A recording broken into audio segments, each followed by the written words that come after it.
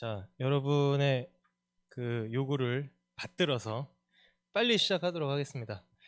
자, 우리 오늘 선지서인데요. 지난주에 복습해 볼까요? 구약 성경이 뭐라고요? TNK 기억나십니까? 네, TNK, 토라, 네비임, 케투빔 해가지고 중간에 A 이렇게 붙여가지고 타낙이라고 히브리어로 성경을 부른다고 했습니다. 그래서 오늘은 네빔, 선지서를 얘기를 할 건데요. 사실 선지서라고 하지만 여호수아부터 또 열왕기까지 쭉 들어가 있기 때문에 이게 사실은 역사서가 절반이고 나머지가 선지서입니다. 자, 그러면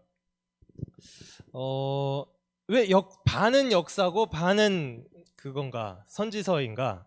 하나님의 그 말씀이 역사 가운데 주어졌다는 뜻이에요. 네, 역사와 무관하지가 않습니다. 그래서 하나님이 여호수아, 사사기, 사무엘서, 열왕기서는 역사, 하나님의 역사를 우리에게 말씀해 주고 있고, 그리고 이사야, 예레미야, 에스겔, 그리고 12권의 소선지서들은 그 역사 가운데 하나님이 어떻게 말씀을 해오셨는가, 그리고 왜 망할 수밖에 없었을까, 이거에 대한 이제 해설이라고 볼 수가 있겠습니다. 출애굽 연대가 이때라는 건 알고 계셨나요?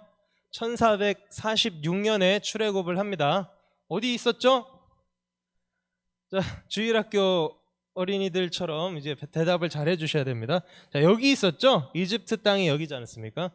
여기서 살다가, 여기서 노예로 살다가, 여기 제가 나일강이라고 그려놨는데 실제로 나일강 이렇게 생겼잖아요. 남북으로 이렇게 길게 돼 있고 마지막에 이게 삼각주가 있지 않습니까? 여기서 살다가 이렇게 여기가 홍해죠. 이게 시나이 반도, 이게 시나이 반도고, 홍해를 여기서 건넜을지 아니면 뭐 여기서 건넜을지 모르겠지만 하여튼 여기가 홍해입니다. 건넜습니다. 그리고 시나이 반도에 시내산도 있을 것이고요. 여기서 이제 여기 광야에서 일주일이면 갈 수 있는 거리인데 40년을 떠돌잖아요, 세상에. 여기 가데스 바네아라고 여기 있거든요. 가데스 바네아 도착해가지고, 자, 우리가 하나님 나라의 땅을 한번 둘러보고 오자. 12지파별로 여기가 가나안입니다. 자, 여기가 가나안 땅이에요. 여기 갈릴리 바다 있고, 여기는 사해라고 이렇게 돼 있습니다. 갈릴리 바다 딱 옆에 여기 이렇게 뿔처럼 나오는데, 여기 끝에 산이 하나 있는데, 이 산이 나중에 엘리야가 850대 1의 대결에서 승리한 갈멜산이 바로 여기 있습니다. 아, 갈릴리 바로 옆에 뿔같이 생긴 데 갈멜산이 있구나. 그걸 아시면 되겠고요. 자, 여기 가데스 바네아에서 정탐꾼을 보내놨더니 두 명은 우리가 이길 수 있다, 먹을 수 있다. 여호수아와 갈렙은 긍정적으로 보고를 하고, 나머지 10명은 불평불만을 하죠. 그랬더니 이스라엘 백성은 다수결의 원칙인지 몰라도 10명의 말을 듣고 여론이 악화가 되죠.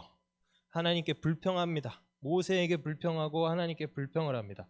그래서 하나님이 뺑뺑이를 돌리셨다. 그래서 여기서 40년을 돌고 이렇게 갑니다. 동쪽으로 가서 동쪽을 먼저 딱 정복을 하고 이렇게 들어가는 게 가나안 입성이죠. 가나안 입성. 자, 이때 출애굽을 하고, 그다음에 40년 만에 가나안 입성하고, 사사시대가 그러니까 거의 한 400년 정도 사사시대를 이제 지나가게 됩니다. 이제 가나안 땅 정복하는 이야기가 여호수아에 나오잖아요. 여호수아의 교재의 두 번째 문단 보시죠. 두 번째 문단 보시면 예수라는 이름은 여호수아라는 히브리어 이름의 헬라식 표기다. 자, 그러니까 여호수아가 지도한 이스라엘이 이제 일로 들어간 거, 가나안 땅에 들어간 것은 굉장히 비슷하죠. 예수님이 우리를 가나안 땅, 천국 기업으로 들이시는 것과 아주 비슷하다. 이게 예표가 되는 거죠. 예표가 되는 겁니다. 그래서 여호수아를 읽을 때 항상 우리는 예수님 이야기, 내 이야기로 읽을 수 있어야 되겠다. 이렇게 이제 넘어가도록 하고요. 자, 여기 가서 이제 사는데 사사기 때는 사실 부족 연맹체입니다. 여기 이때는 부족 연맹체예요. 그래서 뭐 어느 민족이 쳐들어왔다 했을 때 어느 지파에서 사사가 일어나잖아요. 그러니까 전 국가적인 사사가 지도자가 아닙니다. 사사들은 그 부족 연맹체들이기 때문에 그 한 부족에서 일어나서 그 자기 부족을 괴롭히는 이방 민족들을 이렇게 물리치죠. 사사기는 그 이스라엘 역사 가운데 제일 어두운 단면을 보여주지 않습니까? 여러분 아시다시피 범죄를 해요. 그러면 하나님한테 벌 받습니다. 벌이 어떻게 오냐면 이방 민족들의 침입으로 옵니다. 그러면 이 사람들이 부르짖어요. 그러면 또 하나님이 사사를 세워서 이제 구원을 해주신단 말이죠. 죄, 심판, 은혜, 죄, 심판, 은혜, 이 사이클이 무한 반복이 되는 것이 이제 사사기고요. 이게 지금은 반복 안 되나요? 지금도 반복됩니다. 하나님 백성이 잘못하면 심판 받잖아요. 우리가 살아가면서 우리가 영원 형벌에는 안 들어갑니다. 그렇지만 하나님의 뜻에 어긋나게 살 때는 하나님께서 우리 삶 가운데 개입하셔서 우리 삶을 이제 조정하시는 과정에서 나는 세상적으로 살고 싶은 그 욕심이 있기 때문에 그게 이제 벌로 막 받아들여지기도 하죠. 하나님, 왜 나에게 힘든 이런 시련을 주세요? 하나님은 그게 아니에요.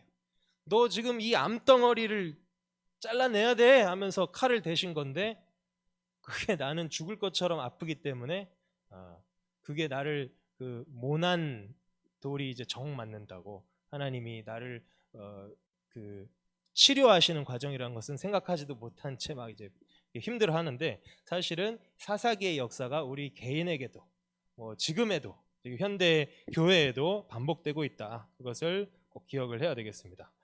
이 사사들 이야기를 보면요, 사사기는 앞에 이제 서론이 있고요, 중간에 12사사의 이야기가 나옵니다. 그리고 뒤에는 17장부터 21장은 이제 마무리 이야기인데 이 12사사들을 보면 점점 상태가 안 좋아집니다.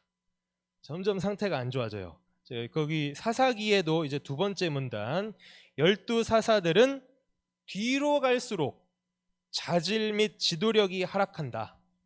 삼손 한번 생각해 보시죠.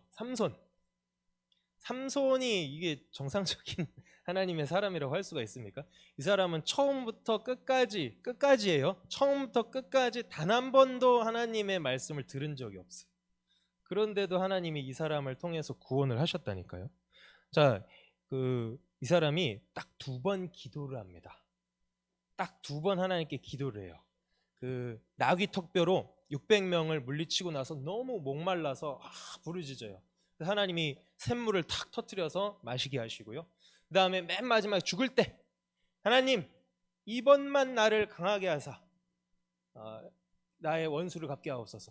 근데 이 사람의 기도를 들어보면요, 제가 이제까지 불충했던 것 잘못했습니다, 회개는 한 번도 나오지 않고요, 그냥 내가 분하니까 나의 원수를 갚게 하옵소서. 항상 나. 삼손이 이런 사람입니다. 뭐 이렇게 주일학교 어린이들한테 이제 설교할 때는 인기 있는 그 스토리잖아요. 하나님이 성령으로 힘을 주셨어요. 여러분, 삼손이 근육질이었을까요? 끄덕끄덕 하시는데요. 저는 아니라고 봅니다. 근육질인 사람이 힘을 발휘를 했으면 자기 힘으로 이긴 거 아니야? 이럴 수도 있겠죠. 근데 아마 평범했을 것 같아요. 한 사람이 나귀 턱뼈 하나 가지고 600명을 이렇게 물리치니까 그게 하나님의 능력이 나타난 거죠. 아마 삼손은 평범한 몸이지 않았을까, 그냥 그렇게 재미로 추측을 해본 거고요. 어쨌든 이 삼손은 굉장히 마지막 12번째 사사인 삼손은 너무 형편없는 모습. 그런데 이런 사람을 통해서도 구원이 왔다는 것은, 이 구원은 사람이 하는 것이 아니다. 그죠?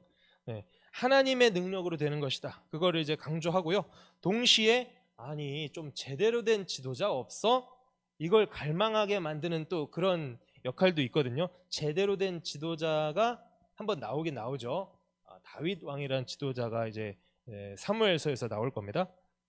자, 어쨌든 이 사사들의 이야기를 통해서 우리는 우리를 위해서 싸우시는 하나님을 이제 고대를 해야 된다. 우리 신앙을 완전케 하실 하나님을 기대를 해야 된다. 그렇게 이제 사사기의 이야기가 이제 끝이 나고요. 뭐 여기 얘기는 안 할게요. 삼손보다도 더 형편없는 이야기거든요. 이 뒷이야기는. 그래서 넘어가도록 하겠습니다. 자, 그다음에 이제 사무엘서인데요. 자, 사무엘서는 이제 세 명의 중심 인물들이 나옵니다. 사무엘이 나오고요. 그다음에 사울 왕이 나오고요. 다윗 왕이 나옵니다. 이 세 사람의 이야기가 흘러가면서 이제 원래는 신정 체제죠. 신정일치. 그러니까 종교와 정치가 하나로 돼 있던 그 국가 체계에서 이제 왕이 등장합니다. 왕이 등장해서 종교와 정치가 이제 좀 분리가 되는 그런 이제 그 역사적인 흐름을 이제 보셔야 됩니다. 이게 사무엘서는요, 또 이게 굉장히 뛰어난 성경이거든요. 제가 중간에 써놨죠. 사무엘상 2장에 한나의 기도로 시작해서 사무엘하 22, 23장의 다윗의 노래로 이제 마칩니다. 그러니까 한나의 기도가 사실은 아들 주세요 이 정도가 아니에요. 아들 주세요가 아니라 그 아들을 달라는 그 표현들 속에서는 우리 이스라엘의 한 아기를 주시옵소서, 왕을 주시옵소서, 이게 다 들어가 있거든요. 그래서 이 한나의 기도가 다윗의 노래에서 성취가 되는 것을 보게 됩니다. 그러니까 이 사무엘서가 상하가 한 권으로서 얼마나 정교하게 이루어진 그 문학 작품인가. 문학 작품이라는 표현을 거부감을 들지 마십시오. 성경을 인간 저자가 쓰잖아요. 인간 저자의 어떤 학식과 문체와 어휘를 하나님이 사용하셨기 때문에 그 인간 저자가 자신의 최대한의 그 지성을 발휘해서 또 이제 쓴 것이기도 하거든요. 그렇기 때문에 굉장한 또 이제 문학 작품이기도 하다. 그것을 이제 사무엘서에서 알 수가 있고, 사무엘서는 왕을 세우는 이야기잖아요. 당연히 누구로 이어지겠습니까? 예수님으로 이어지는 거죠. 진짜 왕, 참된 왕, 메시아 예수님의 이야기를 우리가 이제 사무엘 상하에서 읽어낼 수가 있어야 됩니다. 그래서 다윗이 즉위한 해가 이때입니다. 기원전 1110년 다윗이 이때 즉위를 하고요. 40년 통치를 하죠. 유다 지파의 왕으로 7년 반.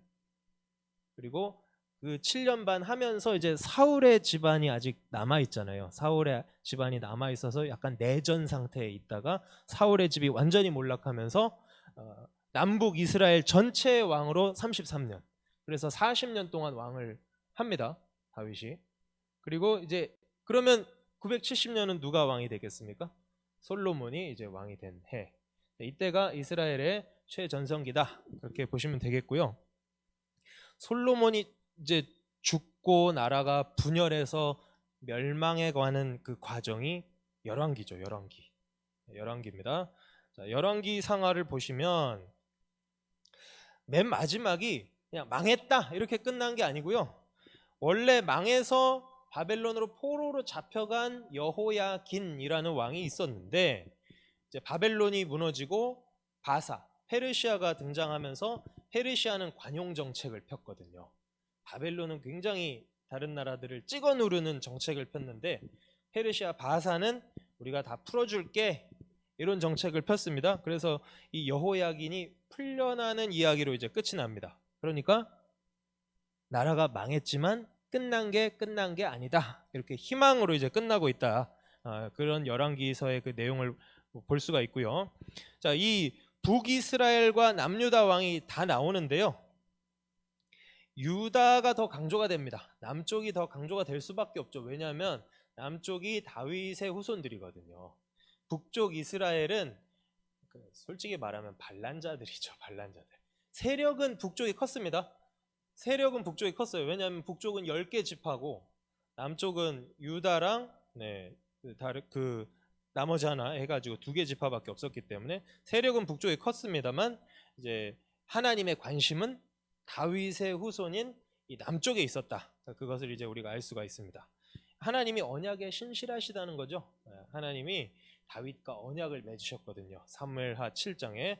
그래서 이제 모든 이 왕들의 이야기는 다윗의 후손을 중심으로 이제 이루어지고 있다는 것을 알 수가 있는데요. 이 열왕기서에 보면 대부분 왕들의 이야기인데 열왕기 상 뒷부분하고 열왕기 하 앞부분하고 여기를 보면 두 명의 선지자들 이야기가 나와요. 엘리야와 엘리사 이야기가 나옵니다. 그 성경 전체를 통틀어서 한 선지자 A라는 선지자에게서 그 선지자 직분이 B한테 이전되는 케이스는 딱 요거 하나밖에 없습니다.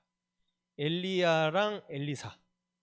다른 선지자들은 그냥 등장한 거예요. 하나님의 소명을 받고 자기가 등장한 거지, 위에 스승이 있어가지고 스승이 선지자 직분, 야 이제 네가 바통 터치해 해가지고 이렇게 된 경우는 엘리야랑 엘리사밖에 안 나옵니다. 그만큼 중요했던 거예요. 이 시기에 하나님이 하실 말씀이 많았던 거예요. 이 시기가 엘리야 엘리사 시대가 누구 시대입니까? 아합 왕의 시대. 아합 왕의 시대. 가장 타락했던 시대. 북이스라엘의 아합 왕이 여기 이제 이쪽 북쪽이 아니겠습니까? 북쪽에 아합 왕이 다스리고 남쪽에 이제 다윗 왕조가 다스리는데 정치를 잘했어요. 아합 왕이 정치를 잘합니다. 굉장히 강해요. 여기 이제 아수르가 있겠죠? 여기 아수르가 이쪽에 있습니다. 아수르. 바벨론은 조금 밑에 있는데요. 바벨론. 아브라함이 여기 살다가 올라간 거 아니에요? 아브라함이 여기를 갈대아 지방이라고 합니다. 왜냐하면 원래 갈대아는 지금의 시리아, 칼데아인들이 여기 살다가 이렇게 넘어와서 요 칼데아인들이 여기를 정권을 장악하거든요. 그래서 갈대아라고 부르는 거예요. 근데 원래는 여기 살던 사람들인데, 자, 어쨌든 여기가 이제 갈대아 지방입니다. 갈대아 지방의 우르라는 요 도시에 살다가 아브라함이 여기 하란까지 가고, 네, 고맙습니다. 이게 잘 나온다고요? 네. 흐려서 저를 주시고 고맙습니다. 네. 이렇게 최첨단이 딱딱. 네. 자, 여기 살다가 여기 하란으로 갔다가 이렇게 내려오는 거 아니에요, 아브라함이. 자, 그런데 자, 요 아수르가 여기 있겠죠? 아수르가 여기 있는데 이 아수르가 이쪽을 침공할 때 여기 나라들이 동맹을 맺어서 대항을 합니다. 대항을 하는데 이때 아합이 동원한 군대 수가 요 연합군에서 두 번째로 큽니다. 그러니까 부강했다는 거죠. 나름 이 지역에서는 어깨 좀 피고 살았다, 아합 때.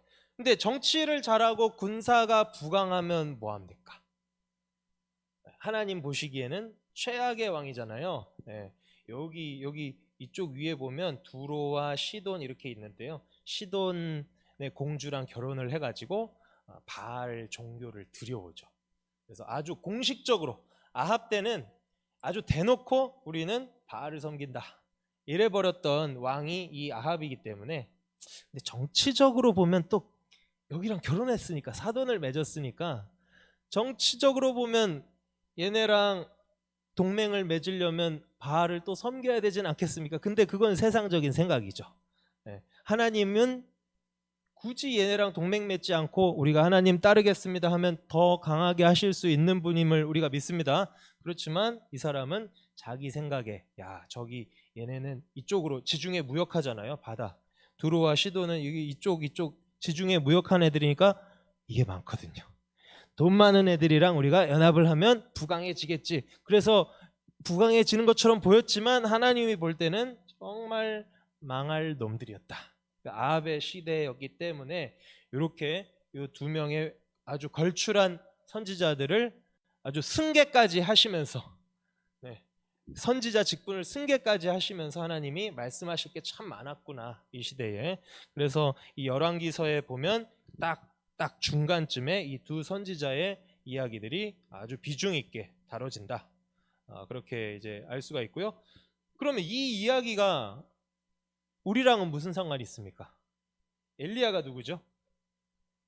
세례 요한이잖아요. 엘리야가 세례 요한이고, 엘리야로부터 사역과 모든 능력과 갑절의 영감이 넘어간, 그래서 더 위대한 사역을 했던 엘리사, 이 구도가 세례 요한과 예수님에게서 그대로 이제 표현이 되지 않습니까? 그렇기 때문에 이 이야기도 결국은 복음과 관련이 있구나, 그것을 우리가 이제 생각을 하면 되겠습니다.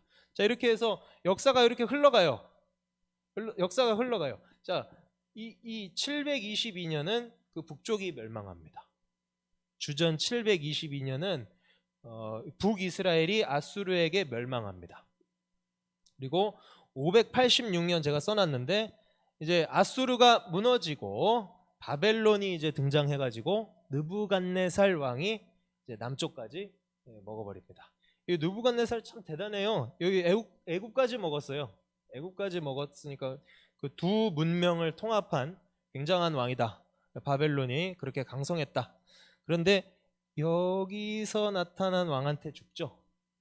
바벨론이. 여기에서 뭐가 나타나겠습니까? 바사가 지금의 이란 지역에서 페르시아가 이제 흥기해가지고 바벨론도 무너뜨리고 페르시아는 더 큰 나라가 됩니다. 그건 나중에 이제 보도록 하고요.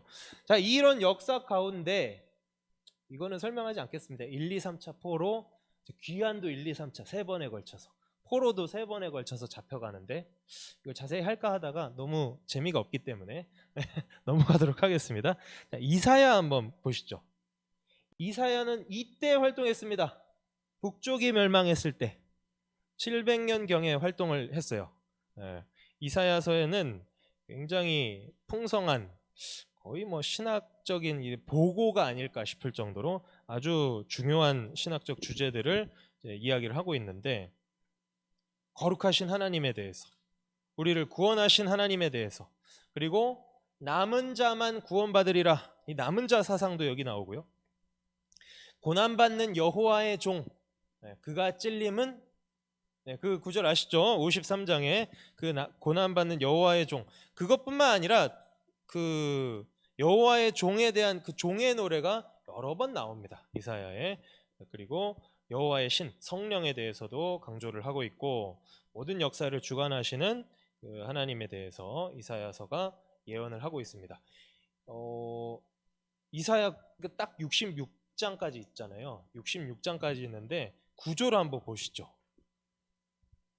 딱 1장부터 33장까지, 그리고 34장부터 66장까지가 이렇게 아주 세트처럼 이어집니다. 연관성이 확실히 보이죠. 보통 이제 자유주의 학자들은 이렇게 안 나누기는 하는데요. 1장부터 39장까지가 하나고 40장부터 또 이제 66장까지가 하나다, 이런 식으로 이제 자유주의자들은 나누기는 하는데, 이렇게 보면 이렇게 나누는 것도 의미가 있습니다. 이게 아주 이사야서를 파악하기에 이제 쉬운 것 같아서 제가 이게 1권과 2권으로 이제 나눠진 구조를 여러분에게 이제 보여드렸고요. 자, 그리고 이사야서가 중요한 것은 그 이사야서에 대한 그 책을 어떤 학자가 썼는데요. 그 책의 그 부제목이 뭐냐면 이사야서에 관한 책입니다. 근데 책의 그 부제목이 제5복음서입니다. 이사야서가 그만큼 예수님에 대해서 많은 내용을 담고 있기 때문에 마치 5번째 복음서다라는 이제 부제목을 붙일 정도로 이제 이사야서가 예수님에 대해서 많은 이야기를 해주고 있죠. 세례 요한이 광야에 외치는 자의 소리다, 이것도 이사야서에 나오고요. 이사야 7장 14절인가요? 거기 동정녀 탄생에 대해서도 나오고 있고요. 예수님이 고난받는 종이다. 그리고 예수님의 치유 사역과 이방 선교에 대해서도 이사야서는 이야기를 하고 있습니다. 그래서 이 바울이 이제 예수님과도 연결이 되고, 바울이 이제 그 남은 자 사상을 이제 이야기를 하면서 이사야서에서 가져와 가지고 그 이방인들이 교회에 들어오는 것이 합당하다, 그것을 이제 이야기를 하죠. 로마서에서. 로마서에 보면 내가 그 이사야처럼 담대히 썼다, 이런 표현이 나와요. 이게 조금 이사야서를 아니, 로마서를 이해할 때 중요한 표현인데요. 이사야처럼 담대히 있었대요. 이게 무슨 뜻이냐면 그 유대인들 입장에서는 이방인이 하나님의 구원을 받아? 이게 말이 돼? 이렇게 거부감이 드는 내용이기 때문에 자기가 나는 담대히 있었다. 정말 너희가 싫어할 걸 알지만 이사야의 심정으로 내가 썼다. 그런 표현이 나올 정도로 이사야서를 많이 인용을 하고 있습니다. 바울도. 그래서 이사야서도 결국은 예수님 이야기고 저와 여러분의 그 구원에 직결되는 그 이야기라는 것을 우리가 알 수가 있습니다.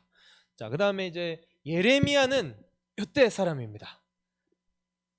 이사야서는 요때 사람이고 북이스라엘이 무너질 때 그때 이제 왕이 아하스 히스기야였죠. 아하스 히스기야 므낫세 이렇게 3대로 가는데 참 그래요. 아하스는 진짜 나쁜 놈이고요. 히스기야는 상당히 괜찮은 사람이고요. 므낫세는 더 나쁜 놈입니다. 할아버지보다 더 나쁜 놈. 아마 므낫세가 자기 아버지 고생하는 거 봤잖아요. 히스기야 고생하는 걸 보고 아버지가 막 병 걸리고 스트레스 받아가지고 병도 걸리고 하니까 나는 여호와 안 믿어 해가지고 므낫세가 반 여호와 정책을 핍니다. 근데 하필 또 살기도 오래 살았어. 55년이나 살았어요. 55년 해먹으면서 이사야를 아마 톱으로 썰어 죽였을 것이다. 그게 므낫세 왕일 것이다. 그렇게 이제 전설에 이제 이어지는데요. 자, 그렇게 이제 지나가고 유다도 멸망하죠. 그 므낫세 때문에 망한다라고 해요. 그 므낫세 때문에 그 내가 용서할 수 없다. 하나님이 그렇게 말씀하시거든요. 그래서 586년에 망합니다. 사실 그 전에 605년에 그 바벨론이 아수르를 무너뜨리면서 여기서 크게 전투를 한번 하거든요. 여기서 아수르가 이쪽으로 도망가요. 그걸 바벨론이 쫓아가서 여기 잔당들을 다 없애버리고 내려와가지고 605년에 한번 싹 잡아갑니다. 605년에 한번 싹 잡아가고 이때 아마 다니엘이 잡혀가거든요. 605년 1차 포로 때 다니엘이 잡혀가고 2차 포로 때 얘네를 이제 남유다를 속국으로 만들어 놨거든요. 니네 까불지 마 하고 이제 바벨론이 허수아비 꼭두각시 왕 세워놓고 이제 돌아갔는데 여기서 또 야, 우리가 애굽을 의지하면 얘네한테 독립할 수 있지 않을까 해가지고 얘네가 막 까부는 거예요. 그러니까 중간에 597년에 한번 쳐들어와가지고 또 한번 싹 잡아갑니다. 그때 2차 포로 때 에스겔이 잡혀갔을 거고요. 그 다음에 3차 때는 또 까부니까 야, 이번엔 진짜 죽어봐라 해가지고 이제 완전히 멸망시키는 게 586년이 되겠습니다. 자, 요때 이제 사역을 했던 것이 예레미야입니다. 예레미야는 이 광경을 봤으니 눈물이 많을 수밖에 없겠죠. 나라가 망하는 하나님의 나라가 어떻게 망합니까? 하면서 막 눈물을 펑펑 쏟았던 게 눈물의 선지자고요. 그래서 할 말도 많았나 봅니다. 예레미야서가 예레미야 애가 빼고도 예레미야서가 제일 길어요. 모든 선지서 중에 제일 길고 이사야는 66장이고 예레미야는 52장이지만 분량은 어디가 더 많다? 예레미야가 훨씬 많다. 그래서 하루에 한 장씩 읽어야지 하면서 쭉 읽으실 때 이사야서는 한 장씩 분량이 짧으니까 분량을 내가 잘 읽고 있는 것 같아. 근데 예레미야로 가면 와, 한 장이 왜 이렇게 길어? 해가지고 좀 힘들어지는 게 이제 예레미야라고 할 수가 있습니다. 자, 이 책은요, 그 약간 모음집 형식이에요. 예레미야, 뭐 이사야도 그렇지만 예레미야도 굉장히 오래 장기간 이제 선지자 활동을 했기 때문에 자기가 했던 그 예언서들을 이렇게 모아놨습니다. 모아놔서 이제 모음집으로 돼 있고요. 뭐 여러 가지 책들이 이렇게 이 예레미야 안에 들어 있는데 이게 예레미야 내용도 신약 성경에서 굉장히 많이 인용이 됩니다. 대부분 요한계시록에서 바벨론 멸망 예언할 때 요한계시록에서 바벨론이 망한다 할 때 그 바벨론은 사실 바벨론은 아니고 그때 당시엔 바벨론이 없었으니까요. 요한계시록 당시에는 바벨론처럼 크고 악의 세력의 대표는 로마죠. 로마니까 로마를 이제 바벨론이라고 이제 부르는데 하여튼 그때 이제 바벨론의 멸망을 예언할 때 예레미야를 많이 인용을 합니다. 많이 인용을 하죠.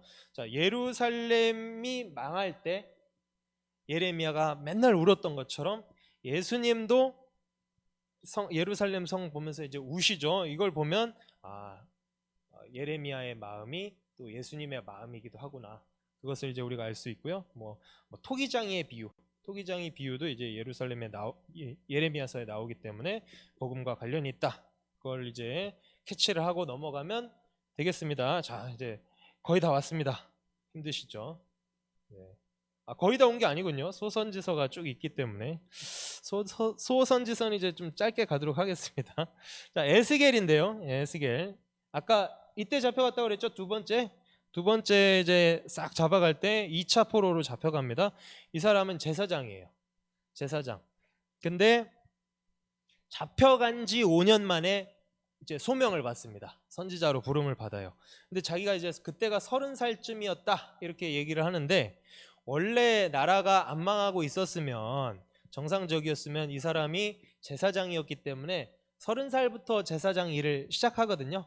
성전에서 원래는 제사장 일을 시작할 나이인데 지금은 바벨론 포로로 끌려가서 거기서 이제 선지자 사역을 이제 시작을 합니다. 네, 그래서 이제 이 에스겔 선지자의 내용이 쭉 나오는데, 여기는 환상이 많죠. 환상이 굉장히 많습니다.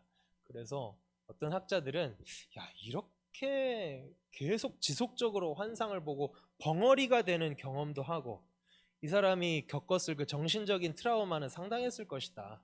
그래서 한 반쯤 정신병 상태로 평생을 지냈을 것이다. 이렇게 봅니다. 보통. 그게 그랬을 것 같아요. 제가 그 에스겔서를 읽어봐도 제정신으로 이렇게 살 수 있었을까? 살기가 어려웠을 것 같습니다. 그래서 하나님의 말씀을, 그럼에도 불구하고 그런 사람을 통해서 하나님이 이렇게 하나님 말씀을 주셨다는 게 이제 신기한 거죠. 이 에스겔 시대의 이스라엘과 초대교회가 처했던 상황이 굉장히 비슷하거든요. 이제 바벨론에게 성전이 붕괴되잖아요. 그 성전이 초대교회 시대에 로마에 의해 또 붕괴가 됩니다. 헤롯이 46년간 성전을 지어줬대잖아요. 그래가지고 제자들이 와, 주님 이 건물 좀 보세요 하니까 주님이 돌 위에 돌 하나도 남기지 않고 무너지리라 했던 그 주님의 말씀이 여기 이제 주님을 써놨는데 AD 70년에 로마 장군이 와가지고 티투스 장군이라는 사람이 와서 예루살렘을 완전히 불태우고 성전을 파괴합니다. 그게 이제 AD 70년인데 AD 70년이면 초대교회 성도들이 그걸 다 봤을 거 아니에요. 그 장면을 와 하면서 그 아마 에스겔서를 이 초대교회 성도들은 떠올렸을 겁니다. 또 에스겔서에는 그 뒷부분에 보면 이제 40장부터 48장까지 성전 환상이 길게 나오잖아요. 지상에 세워져 있는 이 성전이 아니라 영적인 성전이 세워질 거야. 가장 위대한 성전이 세워질 거야. 이 성전에 대한 그 환상을 이제 보는데, 이 성전 환상이 예수님이죠. 예수님. 성전에서 이제 생수가 흘러나와서 이렇게 막 주변을 다 살리지 않습니까? 예수님은 자기가 생명의 근원이라고 말씀하셨고, 또 예수님을 믿는 자가 그 배에서 생수의 강이 흘러난다 이렇게 말씀하심으로써 그 에스겔의 말씀을 성취하시기도 합니다. 자, 이 에스겔까지 우리가 살펴봤고, 그러니까 이사야는 북이스라엘이 망하고 남유다는 아직 살아있을 때, 예레미야는 이 망해가는 과정을 다 보면서, 그리고 에스겔은 아예 이쪽으로 잡혀가가지고 여기서 이제 예언을 하는 그 내용을 이제 살펴봤고요. 소선지서 12권은 여러 가지 내용이 있습니다만 제일 중요한 건 소선지서는 사회의 공의와 정의를 확실히 강조를 합니다. 다른 것보다. 그것만 보고 넘어가면 좋겠어요. 공의와 정의가 완전히 너희가 하나님의 백성이고 하나님의 율법대로 살아야 되는데 어쩌면 이렇게 사니? 한마디로 이게 이제 소선지서라고 할 수가 있겠습니다. 물론 이제 여호와의 날이 이르면 너희가 심판을 받을 것이다, 이런 내용들도 많이 있습니다만 그 책망하는 내용이 주를 이루고 있고요. 그 정의와 공의를 베풀면서 살아라. 이 메시지가 이제 핵심이라고 볼 수가 있겠습니다. 이 소선지서 12권도 사실 이게 흐름이 있거든요. 그러니까 한 권 한 권 따로 보는 게 아니라 요 이제 12권 전체에 또 흐름이 있는데 그것까지 하면 이제 너무 복잡하기 때문에 이제 오늘은 이렇게 넘어가도록 하겠습니다. 그래서 소선지서는 이제 확실히 우리의 이제 삶에 대해서 실제적인 삶에 대해서 의롭게 살기를, 공의롭게 살기를 강조하고 있다. 그렇게 이제 보시면 되고요. 맨 마지막 말라기를 보면 신약하고 아주 직접적으로 연결이 되죠. 신약 성경하고 그대로 연결이 되지 않습니까? 이 말라기 한번 보시죠. 말라기 11페이지입니다. 이것만 하고 이제 마치면 되겠죠. 자, 이 말라기는요, 하나님이 자기 백성 이스라엘하고 논쟁하세요. 무려 6번이나. 하나님이 먼저 이제 하나님은 이런 분이시야, 이런 분이시다 이제 선언을 합니다. 먼저. 그러면 백성이 언제 그랬어요? 하나님 그런 분 아니잖아요 하면서 이렇게 백성이 믿음 없는 말을 해요. 그러면 하나님이 응답하시는 그런 구조로 이제 돼 있습니다. 말라기가.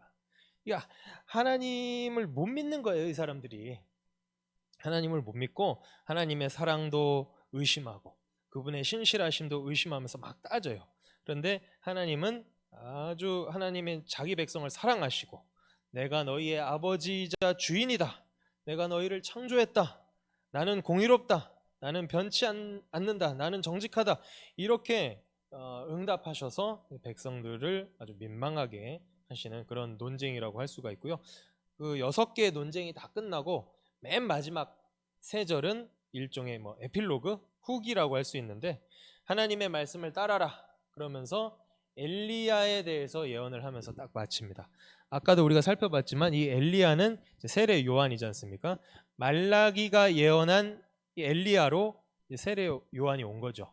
그래서 하나님의 날에 대해서 강한 메시지를 전파함으로써 예수님의 길을 닦았습니다. 그리고 예수님이 엘리야가 세례 요한이다 이렇게 예수님께서 밝히셨기 때문에 말라기 내용은 신약을 그대로 준비를 하고 있다. 그렇게 보시면 되겠습니다. 자, 오늘 여기까지 제가 준비한 내용은 마치도록 하겠습니다. 한 35분 정도. 자, 10분 일찍 끝났죠? 네, 10분 일찍 끝났기 때문에 계획한 시간보다 빨리 끝났습니다. 자, 이거 이제 그대로 모으시면 됩니다. 그대로 쭉 가고 있잖아요. 다음 주에는 또 여기 12페이지 성문서부터 가도록 할 테니까요. 그대로 쭉 다음 주에 가져오시면 되겠습니다. 자, 여기까지 또 이제 질문이 있으시면 질문 받도록 하겠습니다.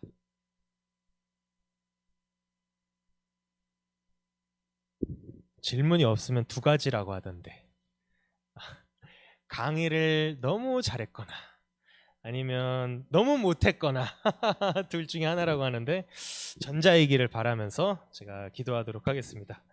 아버지 하나님 감사합니다. 오늘 성경 개론 또 이렇게 2번째 시간 허락하여 주시고 이 구약의 선지서들 하나님의 그 역사와 그 역사가 어떻게 이렇게 이루어져 갔는지 그 역사에 대한 또 하나님의 그 말씀들을 살펴보았습니다. 우리의 세대에도 똑같다는 것을 기억하게 하여 주옵소서. 하나님께서 지금 천지 만물의 그 역사를 주관해 가고 계시는데 그 하나님의 말씀은 우리에게 이미 다 성경책으로 주어졌사오니 역사의 흐름을 인식하게 하여 주시고 주관자 되시는 하나님을 신뢰하게 하여 주시옵소서. 하나님께 따지고 하나님을 신뢰하지 못하는 그런 이스라엘처럼 되지 않게 하여 주시고 온전히 하나님의 뜻을 받드는 귀하고 복된 인생들이 되게 하여 주옵소서. 예수님의 이름으로 기도하옵나이다. 아멘. 네, 감사합니다.